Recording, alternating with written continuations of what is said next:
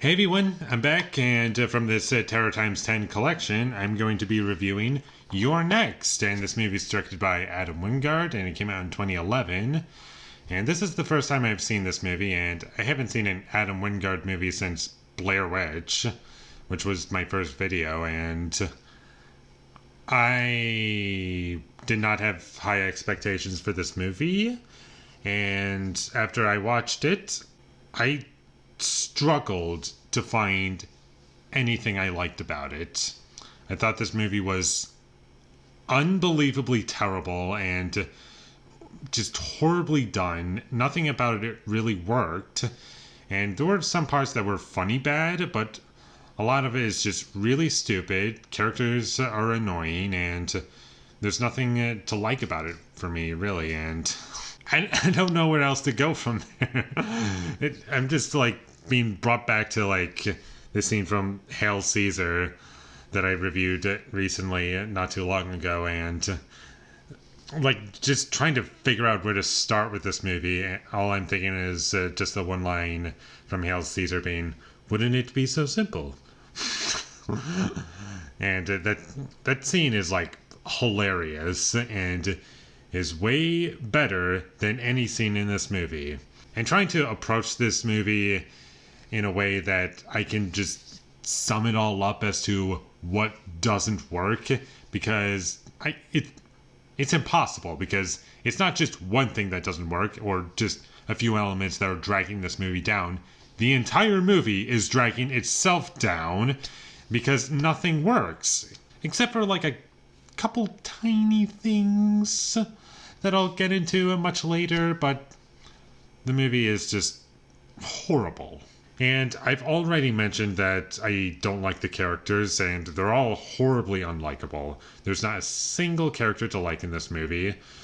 And when the movie is trying to get you to like our main character, there's nothing about her to like. It's just, she's just the main character by situation, and that's all you really know about her. And she has a backstory about her father or whatever trying to keep her safe and trained her to be capable of surviving any situation, and that's her character.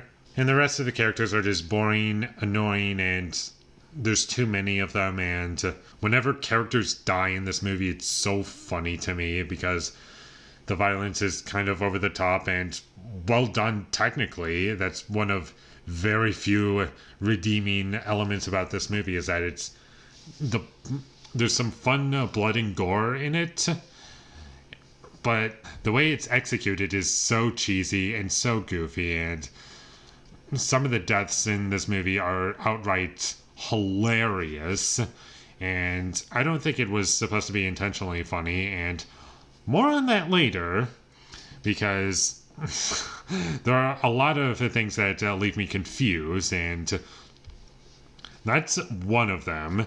But moving on, another thing that really dragged the movie down was just the way that it was shot. Like, just so many scenes in this movie are so poorly shot. It's a lot of close shots and some medium shots, and every scene that we're in, I never get a good sense of what room we're in, and it's basically just a home invasion movie, but I can always tell whether or not we're inside or outside, but you never really get a good look as to like what the room is like that they're in, or like the hallways, except for like a few shots in this movie that like, oh, that looks okay. And that's another thing that was not terrible, was that there were a few shots in this movie that I think are okay, but that's all this movie has to offer from a visual standpoint, is just a couple of okay shots, and that is it. And the way this movie presents information, I'm gonna kind of go into spoiler territory, but don't worry, because this is an awful movie that you should not watch ever.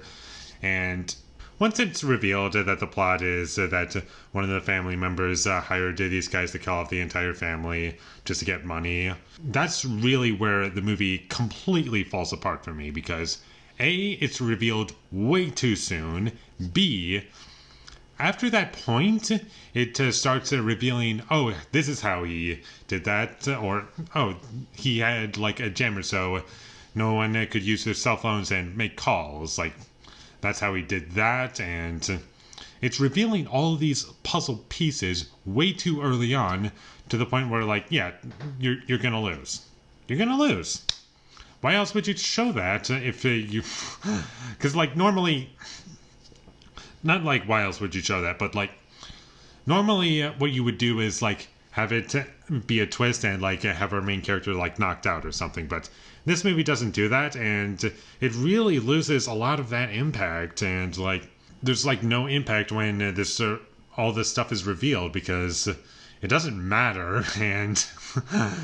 like, our main character never finds out any of this information, and it's just for the audience, and it just gets really annoying. And she does find out a couple things, like she understands, like, the main, like, plan and what is going on, but she never finds out how he was able to do these small, tiny things, and that was kind of confusing as to why they decided to reveal that information for no reason. And when the guy who hired everyone else kills, like, his brother in this movie, he's, like, stabbing him with screwdrivers, and he's, like, screaming out, "Why won't you die?" Like, that's supposed to be funny, but it didn't land because it was out of nowhere, and, like, the tone of the movie is supposed to be, like, completely serious according to the music, and, like, it doesn't earn, like, that joke, really, and it just comes out of nowhere. And also, what's weird is that this movie is also supposed to, like, somewhat be, I guess, self-aware, kind of, I guess. Like, this is going to take a while to explain, but I listened to Sardonicast's review for The Guest when they talked about that movie, and I heard that Adam Wingard likes to have, like, movies that are, like, homage to, like, the 80s, and, like, it'd be, like, those movies, and to pull people back into it. And, like, some people call it a bit of a satire or homage, and all these different elements are added into his movies, or at least he tries to have all these different elements in his movies. And now that I've heard that discussion and I see, like, how he's doing everything, I cannot unsee it. And because I've listened to that discussion, like, the entire movie is just ruined for me. Because once you see all these tricks and understand what he's going for, there's, like, nothing about his movie that works, and you just start to pick apart everything about the movie that doesn't work, and you have a full understanding as to why it worked in certain movies, but not this movie. It, like, kind of hints at going in that direction, in a specific direction, and sorry for being really vague, but this is the best way I can describe it. But the problem with him hinting at going in a certain direction is that he doesn't go all the way through, and because of that, it does make the entire experience feel conflicting as to what you're supposed to get out of it, and it just feels like you're getting all of the bad elements of these things he's paying homage to, and not any of the good stuff. And one example I can think of where it's kind of hinting in going in a certain direction, but not all the way there, is with the music choices. Towards the end of the movie, or maybe it was earlier on when it started, I don't even remember, but towards the end of the film, or, like, in the third act, it starts to use, like, 80s synthwave for, like, the soundtrack, and it came out of nowhere, and it was very confusing to me as to why we're doing that, because for the rest of the movie, it's just, like, really bland music, and the only reason I can remember the synthwave is because it was the only thing that stood out to me as somewhat memorable, because that's when everything kind of shifted, like, music-wise, and it was completely different to the rest of the movie. And it's like, if you're not going to have the entire movie to have that tone of music, why would you just throw it in there towards the end? That doesn't make sense. It's kind of like you're just picking and choosing what you want to do, instead of just being fully committed in one direction. And I just don't understand why you chose to do that. I haven't even gotten to the performances in this movie, which I really thought were pretty bad. And some of them were like genuinely awful. And when when some of these actors are supposed to be emoting and they're like yelling at each other, there are shots in this movie where they look like they're laughing, and they're not supposed to be laughing. They're supposed to be taken completely seriously. And it's just really weird how they emote.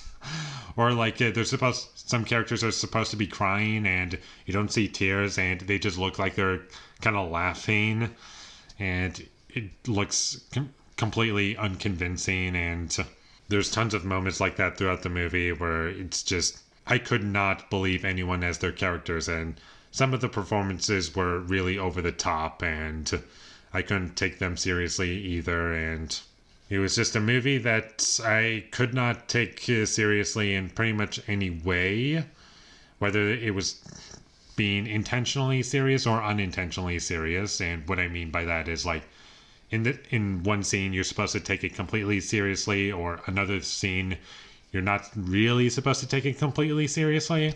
And I do have a few other things that I want to mention because now that I'm talking about this movie in depth, there's really no excuse for me not to talk about just everything that stood out to me.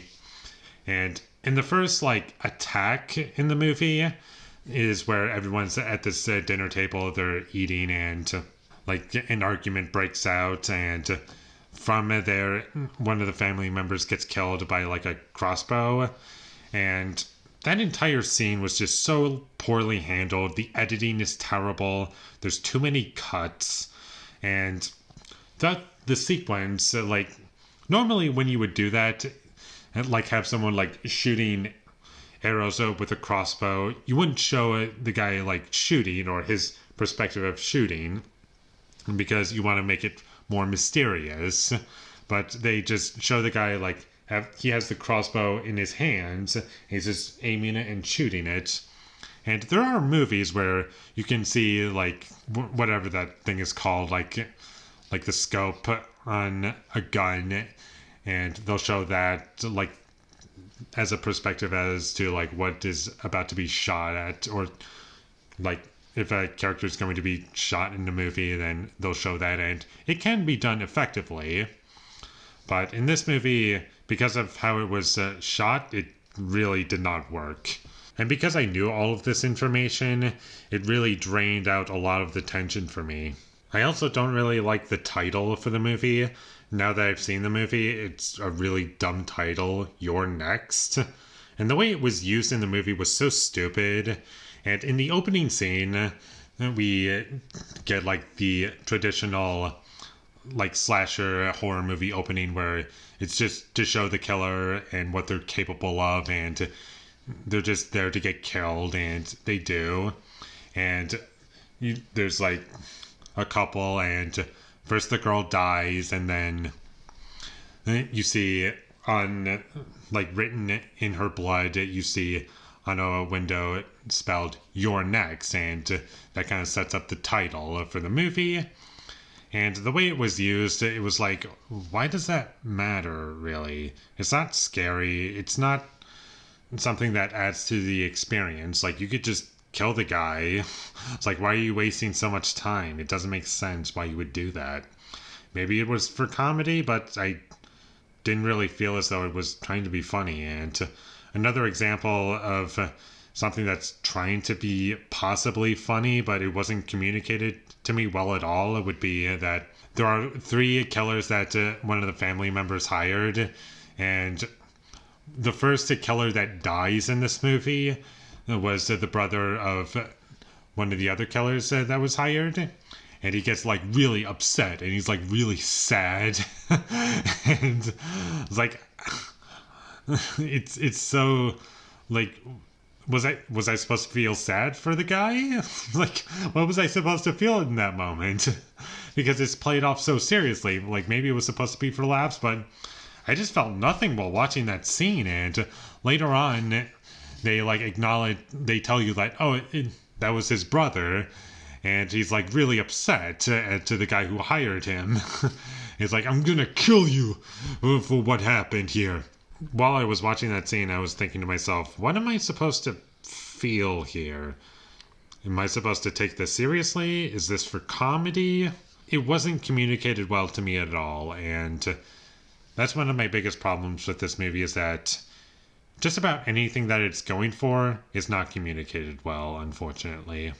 And I might as well just talk about the ending and how, like, our main character kills, like, her boyfriend or whatever, I don't even remember, and a cop shoots her in the arm, and then the cop like walks up to the door, and she booby-trapped the door to have like an axe hit you like in the gut or something and kill you.